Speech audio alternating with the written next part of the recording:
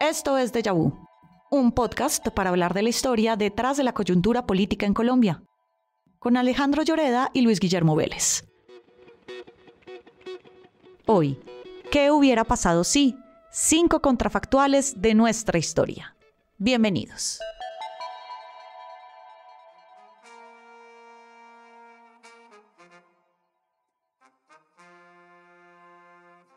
Bienvenidos a Déjà Vu, mi nombre es Alejandro Lloreda. Y yo soy Luis Guillermo Vélez y hoy tenemos algo para ustedes muy especial e irresponsable, Alejandro.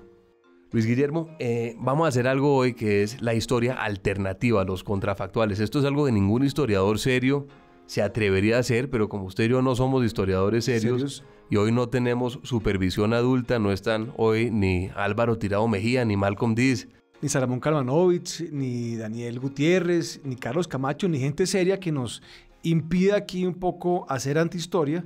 Vamos, como usted dice, a hablar de contrafactuales. Hablar de contrafactuales es como para un biólogo hablar, digamos, del Yeti o del monstruo del Loch Ness. o para un físico pensar, por ejemplo, en el terraplanismo como una opción seria, como una posibilidad real. Este es un tema que a la gente seria en esta profesión, en esta actividad, pues le molesta un poco, lo pone nerviosa, pero aquí como estamos nosotros aquí sin supervisión adulta, como usted dice, vamos a lanzarnos en este capítulo con 5 contrafactuales, Alejandro, de la historia de Colombia.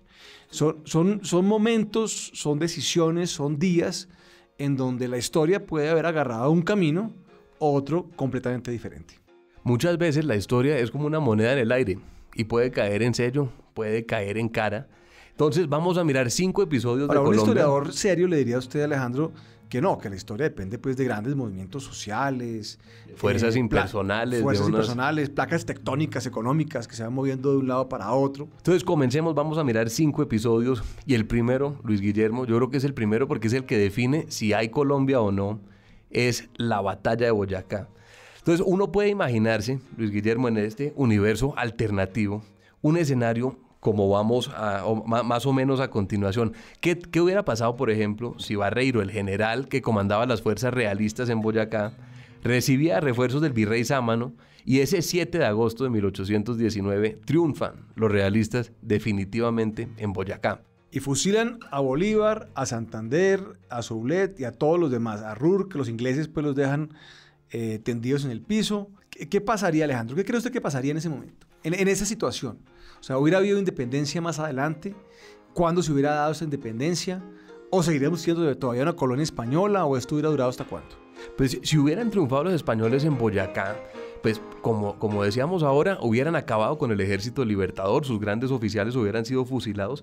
Eso muy seguramente hubiera llevado a que se complete la restauración borbónica, es decir, que el ejército pacificador de Morillo, la labor del virrey Sámano hubieran sido exitosas y seguramente en Morillo hubiera vuelto a España ya con un parte de victoria a finales de ese año. Algunos historiadores dicen que la verdad es que la batalla de Boyacá fue la que hizo a Bolívar. Bolívar había sido hasta ese momento un derrotado. Pues, un derrotado. Había sido derrotado una y otra vez. Se había dado pues el Congreso de Angostura y todo lo que ya sabemos, pero realmente esto no estaba funcionando muy bien. Y también la verdad del asunto es que la independencia fue un poco forzada en las provincias de la Nueva Granada y sin duda alguna forzada pues más al sur, ¿no? Ni hablar pues de Perú, donde había gran resistencia, la provincia de Pasto que fue realista. Fue realista hasta el final, en la provincia de Santa Marta, en fin. Entonces, aquí había gran resistencia, digamos, no había esta idea que le venden a uno en el colegio de que aquí la revolución se dio porque, mejor dicho, iba a haber revolución porque sí, pues realmente no era tan así, fue más bien forzada, y si se hubiera perdido Boyacá, es probable que ese esfuerzo de restauración borbónica se hubiera logrado. Pero ¿cuánto hubiera durado ese esfuerzo? Ese es el tema clave. Yo no creo que hubiera durado mucho. España ya era un imperio en decadencia. Desde finales del siglo XVII ya España no era el país más rico, más importante. Habsburgo, sí. No, esto ya estamos hablando de 1819, estamos a puertas de la Revolución Industrial. Ya Inglaterra estaba en ascendiente. Entonces, España yo no creo que hubiera podido aguantar el virreinato o las colonias americanas mucho más. Y recordemos que España, es decir, El siglo XIX español es un siglo de lucha entre las fuerzas liberales y las conservadoras. Siglo XIX colombiano, que acaba siendo el siglo XIX colombiano. Muy parecido al nuestro. Y España cae en unas guerras carlistas muy pronto después de 1819. Es decir, ya para 1833, España está en una guerra civil feroz entre las fuerzas carlistas y las fuerzas liberales. Y muy seguramente, en medio de ese caos, de esa guerra civil, hubiera sido imposible para España mantener un imperio de ultramar. De todos modos, la idea esta de ser autónomos de la independencia, esa semilla sí había quedado ahí. Y las ideas liberales, digamos, de autonomía, derechos humanos, en fin, todo eso que se había generado en la Ilustración, pues se había arraigado aquí de una manera bastante importante, y eso hubiera chocado con este tema absolutista de Fernando VII, que viene pues básicamente a volver el reloj en el tiempo. Era muy complicado de hacer, y aquí hubiera habido necesariamente una reacción. Y como usted dice, pues España ya para los años 30 del siglo XIX no tenía la capacidad para montar una nueva reconquista o para mandar tropas acá a América o a esta parte de América, porque también aquí hay que tener en cuenta, Alejandro, que había procesos de independencia paralelos que hubieran sido de todas maneras exitosos. El proceso, digamos, de San Martín en el Cono Sur y los procesos allá en México, pues se dieron en Centroamérica y en México, pues se acabaron dando de todas maneras. Usted menciona México, y México es muy interesante porque la independencia en México es muy distinta a la independencia republicana que tuvimos en la Nueva Granada o la que tuvimos en Colombia. Entonces, el ejemplo mexicano no es descabellado pensar en algo parecido. Diga usted, por ejemplo, que los españoles ganan en Boyacá. Hay una restauración borbónica en 1819, es decir, se prolonga la vida del virreinato, pero algún criollo ve el ejemplo de Agustín de Iturbide, que es un criollo mexicano que se proclama primer emperador de México en 1821 y dice, pues Luis Guillermo, ¿por qué no? Yo también. Yo le apostaría que ese Iturbide colombiano hubiera sido payanés. Sí, seguramente, sin duda alguna. Tendríamos de pronto aquí... un Tomás Cipriano, un Mosquera aquí... un emperador Mosquera. Un emperador Mosquera. Pero sí, eso puede haber pasado. Y lo que sí es seguro es, como usted dice, Alejandro, es que tarde o temprano, más temprano que tarde, se hubiera dado la independencia. Aunque de todas maneras hay que tener en cuenta una cosa, ¿no? Y es que hubo unas provincias o unas colonias españolas que duraron siendo colonias hasta casi que entrado al siglo XX, ¿no? Yo sí creo que el virreinato se pudo haber prolongado, pero no por más de 10 o 15 años. Veredicto máximo 15 años hubiera durado el virreinato. Estoy de acuerdo con ese veredicto, Alejandro. Sigamos con el siguiente contrafactual. Entonces, Colombia se independiza en 1821, se proclama la Constitución de Cúcuta de la Gran Colombia. ¿Hay algún escenario, Luis Guillermo, en que la Gran Colombia no se hubiera dividido en 1830? Es decir, que Colombia hoy en día fuera un país de más de 100 millones de habitantes que se extendiera desde Panamá hasta... Esto es el sueño dorado de todos los colombianos. O sea, los colombianos cuando estamos chiquitos siempre pensamos qué hubiera sido si la Gran Colombia todavía existiese, ¿no? ¿O será que alguien puede volver a reunificar la Gran Colombia? Eso, yo creo que por más de un presidente que ha pasado por la Casa de Nariño... Más de uno y hasta ahora, ¿no? O sea, Pero ¿hay algún escenario, cree usted, Luis Guillermo, donde la Gran Colombia se pudo haber mantenido unida? Yo pensaba que no. Yo estaba convencido que no había ningún escenario. Pero es posible que hubiera habido algún tipo de escenario donde por lo menos hubiera sido más prolongada esta Gran Colombia. Y recordemos una cosa, o sea, la idea de la Gran Colombia realmente es una idea de Simón Bolívar. Él es el que se la inventa básicamente y el que la obliga, y él con su poder y con su carisma y con su importancia y con su, digamos, primacía sobre todos los demás, pues obviamente es el que la impone. Y con su ejército, y con su ejército y con sus generales. Entonces hace todo esto y pues es su gran sueño. Pero eso es un poco disfuncional, porque como decíamos en algún otro podcast, pues no hubo una independencia de Colombia, como no hubo una independencia de Ecuador, como no hubo una independencia tampoco de Venezuela. Hubo una independencia de una cantidad de provincias que se fueron amalgamando en el camino. Entonces llega Bolívar y dice, bueno, vamos a centralizar toda esta cosa, esta cantidad de provincias que se han independizado, y vamos a crear aquí un país unitario, centralista, con sede en Bogotá. Y creo que ese es tal vez el pecado original de esta idea de la Gran Colombia. La Gran Colombia yo la dataría de 1821, de la Constitución de Cúcuta, Pero ya para 1828 las peleas entre Bolívar y Santander se habían hecho evidentes, había una desconfianza gigantesca entre los civilistas neogranadinos, los abogados, los tinterillos bogotanos y los militares venezolanos. En 1828, recordemos, intentan asesinar a Bolívar en la noche septembrina. Manuelita Sáenz estaba fusilando muñecos de Santander en la quinta de Bolívar en sus fiestas, cosa que seguramente generaba... No caía muy bien. No caía muy bien dentro de los neogranadinos. Se intenta reformar la Constitución, Luis Guillermo, en Ocaña, pero la Convención de Ocaña fracasa. Claro, fracasa porque, bueno, Bolívar, digamos, había cambiado un poco de opinión en el transcurso, digamos, de sus gestas, y decía, mira, aquí si no tenemos una forma de gobierno que sea realmente, por decirlo de alguna manera, contemporánea, autocrática, o sea, que aquí empecemos a mandar de verdad, esto nunca se va a poder modernizar, civilizar, independizar realmente, en fin, nada se puede hacer. Entonces Bolívar y sus generales pues abogan por básicamente una restauración monárquica. Esto me van a matar los historiadores cuando diga esto, pero en cabeza de Bolívar. O sea, no digamos una restauración monárquica en el sentido, digamos, real, sino pues una dictadura. Pero él ya le había dado rienda suelta a su constitucionalismo en Bolivia, y la Constitución de Bolivia tenía una presidencia vitalicia, un senado hereditario. Ya era una constitución, para usar un término contemporáneo que también nos matarían los historiadores, era una constitución ya, pues se había derechizado muchísimo Bolívar entre 1821 y el 28. Claro, entonces cuando esto ocurre, pues bueno, ya venía un poco de atrás, esta idea de unificar todo no había gustado mucho. Había caudillos locales en Ecuador, con Flores, en Páez, en Venezuela, grandes tensiones en todo esto. Y cuando Bolívar intenta hacer esto, entonces pues la reacción ya se manifiesta más abiertamente. En Bogotá, en la misma Bogotá, que era la gran beneficiada pues, de todo este concepto, tampoco es que guste mucho, porque el poder, digamos, omnímodo de Bolívar chocaba bastante. Y esto, como dice usted, en la Convención de Ocaña se revienta, los bolivarianos básicamente pierden. Se paran, patean la mesa, se retiran de la convención. Y ya Bolívar está pues muy enfermo y va a morirse pues 2 años después. Bolívar asume la dictadura formalmente con el decreto. Hace lo que dijo que iba a hacer. Entonces pues se mantiene de dictador, pero finalmente ya claudica hacia el final y decide irse. Y ahí es cuando viene ya la separación formal, la disolución formal, tal vez el año siguiente, de esta Gran Colombia. ¿Qué escenario hubiera podido haber donde no hubiera pasado?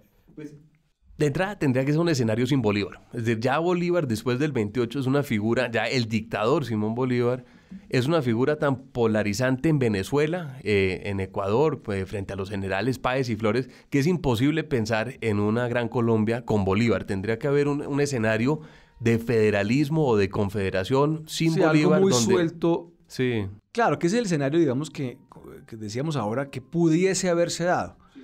Algo muy suelto, tal vez una confederación donde estos estados nuevos, los 3 que había, digamos, incluyendo también Panamá, probablemente hubiera entrado, digamos, una relación muy suelta con una especie como de ejecutivo supervisorio, localizado quién sabe en dónde, de pronto no en Bogotá, sino en otra parte.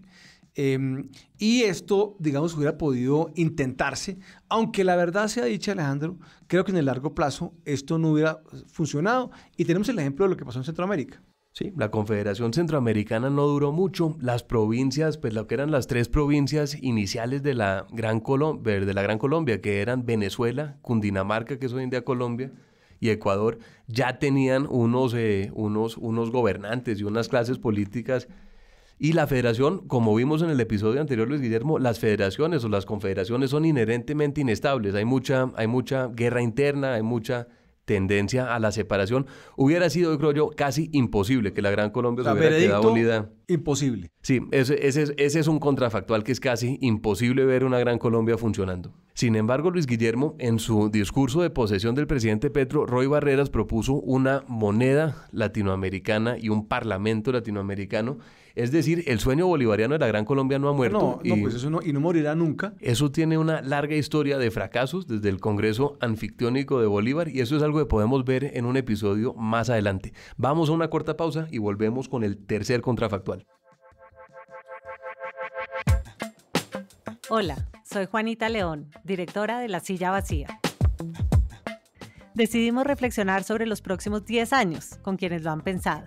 En un país que vive anclado en sus lastres del pasado, nos pareció que era una buena excusa para pensar en el largo plazo. Los invito a que se suscriban a nuestro podcast El Futuro del Futuro, donde trataremos de anticipar cómo cambiará el mundo en el que vivimos. Bienvenidos. Alejandro, el tercer contrafactual. Aquí deben estar revolcándose los historiadores, ¿no? Con toda esta cosa que hemos dicho. Y sobre todo los panameños. Y ahora sí con lo que viene peor. Bueno, no hay guerra de los 1000 días. ¿Habría separación de Panamá? Seguramente no. Seguramente no. Esa es su premisa, digamos, de inicio. Yo diría que no, que la guerra de los 1000 días lleva a la separación de Panamá. Y también, pues, yo creo que si no hay guerra, bueno, no es cierto. Es decir, si la regeneración continuaba centralizando el poder en Bogotá, es posible que la independencia panameña cogiera vuelo. Y si el tema del tratado del canal también se aprobaba, eso Pues, pudo haber permitido también que Panamá se quedara. Alejandro, lo cierto del asunto, y aquí nos van a matar los panameños cuando oigan esto, es que la separación de Panamá fue un hecho muy, muy improbable. ¿Por qué? Cuéntemelo a ver cómo funcionaría. Mire, yo creo que hay una serie de cosas que tienen que haber ocurrido, que acabaron ocurriendo, y que eso llevaron a la separación de Panamá. Pero es una secuencia de eventos que tienen que haberse concatenado para que se hubiera dado el hecho que acabó ocurriendo. Si ninguno de esos hechos se da, pues separación de Panamá no iba a haber. Así se hubiera dado, digamos, el esfuerzo centralizador de la Constitución del 86, que llevaba 14 años vigente, llevaba más tiempo, llevaba 17 años vigente en el momento que se dio la separación. Y de hecho la guerra de los 1000 días se acaba peleando en Panamá, o sea, en una buena parte. O sea, Panamá no tenía, digamos, ninguna aspiración seria de independencia, sino hasta que ocurre una serie de cosas. ¿Y qué es lo que acaba ocurriendo, digamos? Y miremoslo, digamos, por la negativa. Si no hay guerra de los 1000 días, Alejandro, ¿hay separación de Panamá? Bueno, ahora usted ya me puso a dudar. ¿Cuáles serían los pasos que llevan a la separación? Mire, yo creo que la guerra de los 1000 días es un elemento que se vuelve determinante en la secuencia de eventos. Si no hay guerra de los 1000 días, Panamá no se separa. ¿Por qué? Porque no había realmente un movimiento independentista tan grande y la debilidad de Colombia generada por la guerra es lo que evita eventualmente que se pueda sofocar esa rebelión que se da en Panamá. Ese es un punto. El punto número 2 es que la construcción del canal en Panamá es una consecuencia directa de los eventos de la guerra de los 1000 días. Básicamente, la prórroga del contrato a la nueva compañía del canal. Eso es fundamental para entender esto. Porque el canal en este momento no se iba a hacer por Panamá, se iba a hacer por Nicaragua. Es el gobierno colombiano con unos aliados en Washington que logra cambiar esa decisión y se da en el contexto de la guerra de los 1000 días. Entonces creo que ahí hay ya un elemento importante en ese sentido. El segundo, digamos, peldaño en todo esto es que, pues si no hubiera habido canal por Panamá, pues tampoco hubiera habido independencia, ¿o sí? Pues es que ese era el tema que ponía a todo el mundo a pelear por Panamá. Panamá era una provincia de las más pobres de Colombia. De hecho, Salomón Kalmanovich dijo que si no hubiera sido por la independencia, Panamá sería hoy en día como el Chocó o como el departamento de Sucre. Bueno, pues si no hubiera habido canal por Panamá, si no hubiera habido canal por Nicaragua, que era, decíamos, tal vez lo más probable en algún momento dado, pues Panamá hubiera sido, primero que todo, tiene un clima muy malsano. El tema del ferrocarril, que era lo que le había dado oxígeno económico a Panamá desde mediados del siglo XIX en adelante, pues hubiera cesado de ser importante con la construcción del canal en Nicaragua.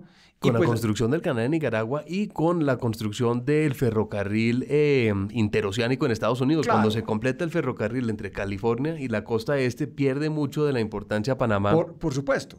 Claro, inmediatamente pierde Panamá y ya Panamá estaba en una decadencia muy grande económica en la segunda, digamos, en la última parte del siglo XIX. Entonces, separación pues no hubiera ido porque el país no era viable, digamos, como país en ese momento. ¿Cómo es la historia del Tratado de Ranjey, que el Congreso de Colombia rechaza? Bueno, ese sería como el tercer elemento de estos. Si el Senado de Colombia no rechaza el Tratado de Rangel, que es el que firma el gobierno de Colombia con Estados Unidos, que acaba siendo aprobado por el Congreso de Estados Unidos, por el Senado de Estados Unidos y rechazado en Colombia, pues tampoco hubiera habido independencia de Panamá.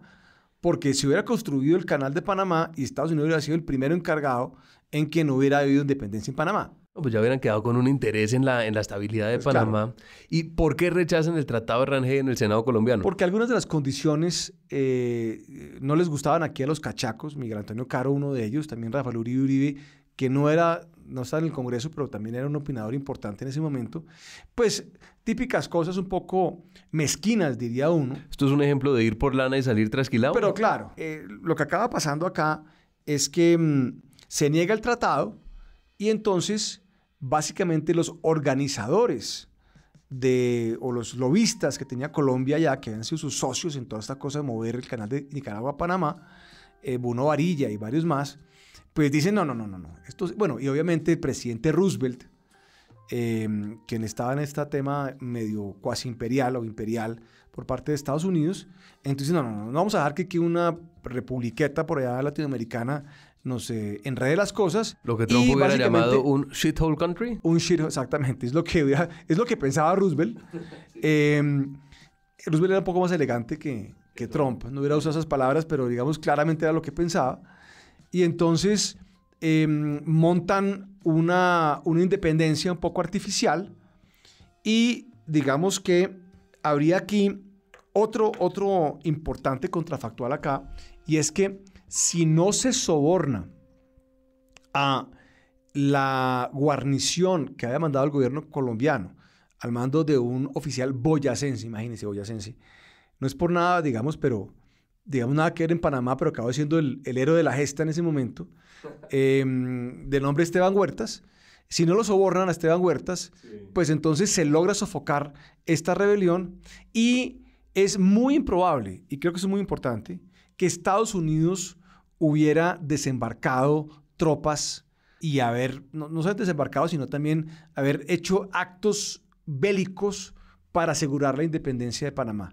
Estados Unidos reconoce a Panamá una vez triunfa el movimiento separatista y ahí sí dice, yo pongo aquí mis armas y mis barcos al servicio de la independencia de Panamá, pero no lo había hecho antes. Entonces, si no se da este grito de independencia, por así decirlo, se logra sofocar este intento, Estados Unidos no hubiera hecho nada más y probablemente se hubiera renegociado algunos aspectos menores del tratado y se hubiera reaprobado. Interesante. Entonces fue el soborno al general boyacense, al encargado de la guarnición, que desencadenó la independencia. Sí, exactamente. Bueno, y la independencia ocurrió. Por eso, Alejandro, mi veredicto en esta es que si no hubiera habido guerra de los 1000 días y no hubiera habido toda esa secuencia de eventos o no hubiera habido algún evento de estos, Panamá todavía sería parte de Colombia.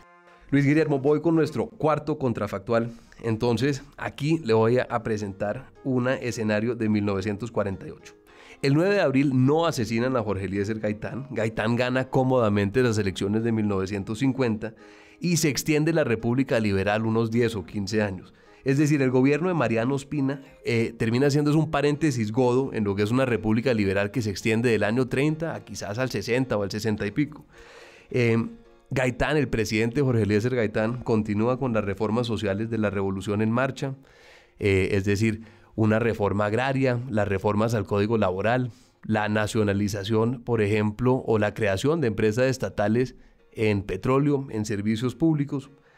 Esto quiere decir también que no hay dictadura de Rojas Pinilla, porque pues no hay golpe contra Laureano. Laureano nunca llega al poder porque los liberales siguen ahí. Y no hay Frente Nacional.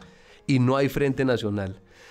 ¿Cómo ve usted este contrafactual? Bueno, ¿todo eso fue por un disparo el 9 de abril? Yo creo que el disparo el 9 de abril, como lo dijimos en alguna oportunidad, cambió la historia de Colombia. Eso sí, yo creo que no hay duda, es el momento clásico de los contrafactuales en la historia colombiana. Es decir, esta es la versión de qué hubiera pasado si a Hitler lo aceptan en la Academia de Artes de Viena. Exactamente. O si a Churchill lo atropella un taxi en Nueva York. Sí. Digamos, es el momento, digamos, crítico en toda esta cosa. Pero mire, primero que todo, pues no hubiera habido 9 de abril y no hubiera habido, digamos, una revuelta de esa naturaleza tan grande. Yo comparto, bueno, sin duda alguna, Gaitán hubiera ganado las elecciones abrumadoramente en el año 50. con un partido liberal unificado alrededor de él. De eso no hay ninguna duda. Y De él eso- ya, para 1948, para febrero del 48, él ya era el jefe único e indiscutido del Partido Liberal. Claro. Entonces hubiera hecho un gobierno liberal con lo que eso hubiera implicado. Es decir, aquí hubiera habido un gobierno institucional liberal. Entonces eso de por sí limitaba en cierta medida la acción de Gaitán. Que Gaitán, como dice, digamos, o como cree alguna gente, digamos, de la izquierda colombiana, hubiera sido una especie como de Che Guevara colombiano, prototípico, o un Perón. Pues realmente eso es improbable que hubiese ocurrido de esa manera. Hubiera sido un gobierno popular, populista, profundamente populista. Esas reformas que usted menciona se acabaron dando en Colombia. En Colombia hubo un proceso de nacionalización muy importante de servicios públicos y de industrias que se dio en los años 50, o sea, inclusive desde antes. Recordemos la creación de Ecopetrol, la nacionalización de los servicios públicos, en fin, eso era parte como del zeitgeist en ese momento en el mundo, ¿no? Entonces, pues, Gaitán hubiera tal vez hecho algo más profundo y más acelerado. ¿Qué hubiera pasado con Estados Unidos, Luis Guillermo? Porque el periodo de la presidencia de Gaitán hubiera sido del 50 al 54. Pero en 54 se da el primer golpe de Estado en Guatemala, que es el golpe que la CIA le da a Jacobo Arbenz. ¿Usted cree que los americanos, la CIA, se hubiera ensañado en contra de Gaitán? Bueno, la izquierda está convencida de que a Gaitán lo mató la CIA, lo cual es ridículo porque la CIA pues prácticamente no existía en ese momento para empezar. Pero de todas maneras, a Estados Unidos lo único que realmente le importaba era que dictador o no dictador, populista, populachero, reformista, lo que fuese, lo único que le importaba era que no fuera comunista, que no tuviera alineaciones con Moscú.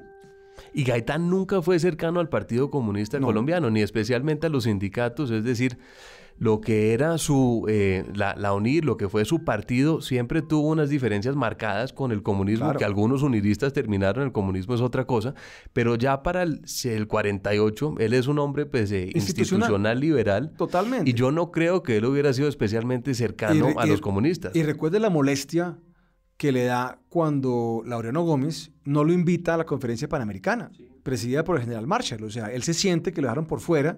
Gaitán era un tipo que había aplicado a ser miembro del Jockey Club, que tenía a su hija en el colegio Marymount, que vivía, pues, como ya dijimos, en uno de los barrios más elegantes de Bogotá. Esta persona no es, o sea, aquí no había, digamos, ideas, digamos, de que él fuera a ser un agente de Moscú. Eso estaba muy lejos. Y creo que eso hubiera permitido que tuviera una relación con Estados Unidos, por lo menos de tolerancia.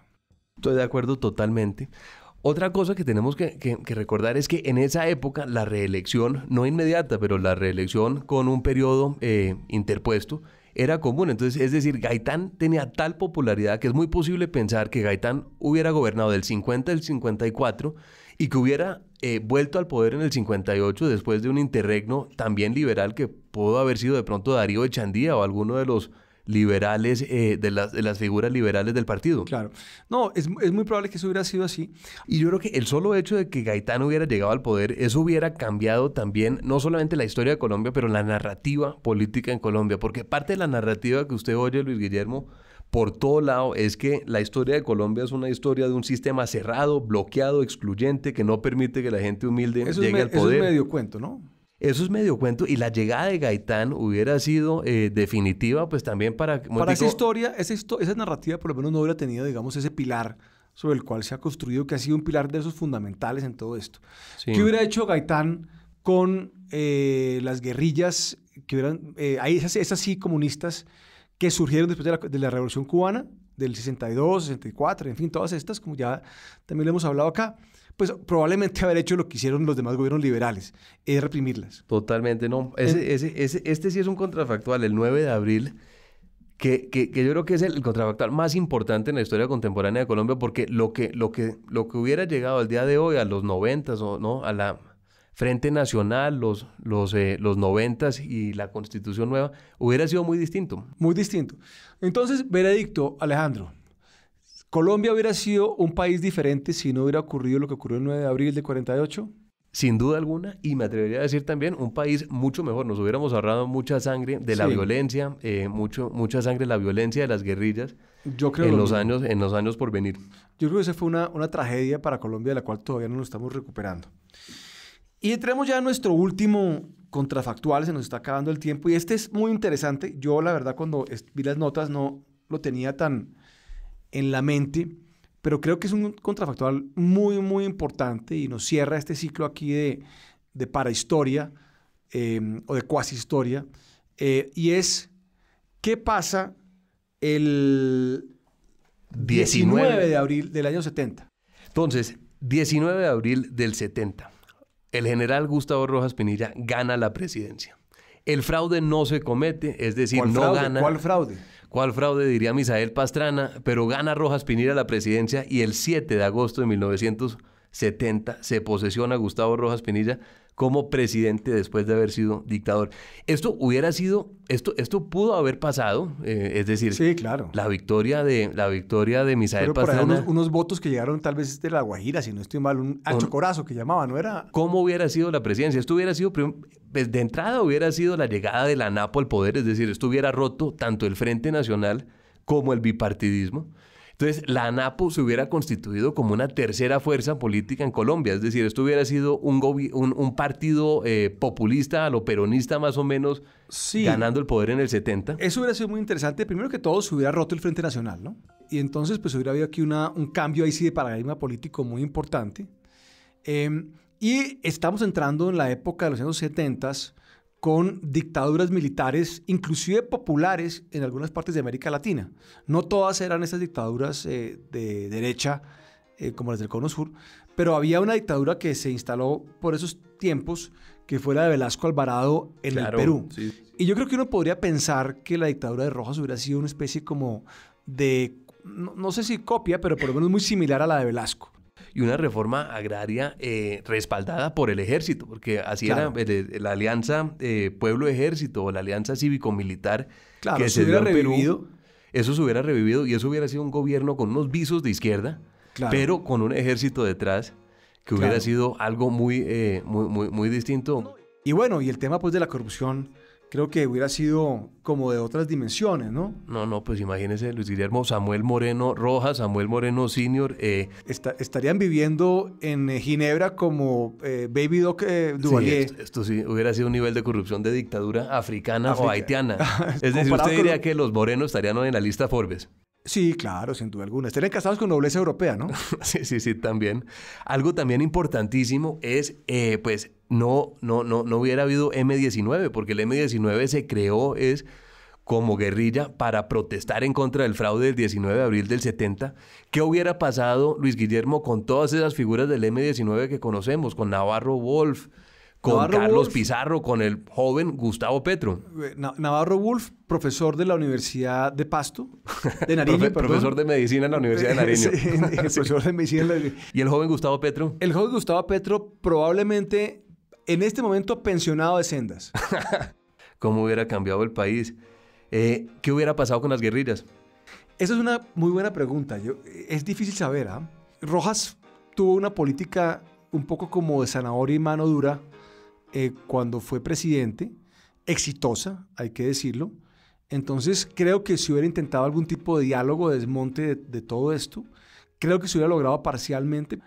Entonces yo creo que hubiera habido algún acercamiento con las guerrillas, algún desmonte de esas guerrillas. Como lo que hizo en el 53, muy parecido. Y un combate directo a las otras. Un combate tal vez mucho más efectivo que el que se acabó dando. Pero al final del día él era un general del ejército, entonces tenía todo el apoyo del estamento militar. Claro, y el tema de derechos humanos ya hubiera trascendido. Es decir, había una represión en contra de esas guerrillas bastante fuerte, como la que acabó habiendo, por ejemplo, en el Cono Sur. Entonces hubiera sido mucho más duro. Pero lo que hubiera pasado probablemente también es que no se hubiera ido al poder, Alejandro. No veo un escenario donde Rojas entregue el poder en el 74. No, claro que no. Y también, pues, la oposición, los partidos liberales y conservadores derrotados en el 70, seguramente también hubieran tratado de hacer algún tipo de alianza, un frente nacional, para sacar a Rojas del poder como lo hicieron 20 años antes. Lo que sí hubiera, digamos, sido bastante claro es que Rojas no hubiera acabado, o sea, no hubiera habido final feliz. en toda esta cosa. Estoy de acuerdo. Entonces, veredicto. Veredicto, hubiera sido un gobierno desordenado, corrupto, seguramente hubiera tratado de cambiar la Constitución para quedarse y estaríamos hoy igual. No, y yo creo que los impactos... O peor. Sí, claro, igual o peor, porque creo que los impactos institucionales hubieran sido muy grandes. Entonces creo que hubiera sido realmente un tema, digamos, para mal. Alejandro, hemos acabado nuestros 5 contrafactuales. Espero que hayan sido interesantes para todos. Yo creo que en un futuro podemos hacer un contrafactual que es pensar qué hubiera pasado si Laura Sarabia no deja esperando a Benedetti 3 horas muy importante, muy importante. Amablemente le ofrece un tinto al embajador. Sí. Pero eso puede ser para la temporada 5 o 6 de Déjà Vu. Exactamente. Por ahora concluimos la segunda temporada. Volvemos en agosto con una tercera temporada de Déjà Vu. Los invitamos a todos a que por favor dejen comentarios en Spotify o le escriban a La Silla Vacía en Twitter si tienen algún tema que quieren que tratemos en la siguiente temporada. Sí, muchas gracias a todos ustedes por acompañarnos en esta segunda temporada que ha sido además muy exitosa en materia de audiencia. Venimos creciendo de una manera muy importante en la audiencia. Gracias a todos ustedes en este fin y despedida de nuestra segunda temporada de Déjà Vu. Soy Luis Guillermo Vélez. Y yo soy Alejandro Lloreda. Nos vemos en el mes de agosto de este año. Muchas gracias a todos. Déjà Vu es un producto de La Silla Podcast. Grabado en los estudios de La Silla Vacía. Escrito y dirigido por Luis Guillermo Vélez y Alejandro Lloreda. Producido y mezclado por Fernando Cruz y la coordinación de Tatiana Duque. Cada 15 días, un nuevo episodio en su plataforma preferida. Gracias por escuchar.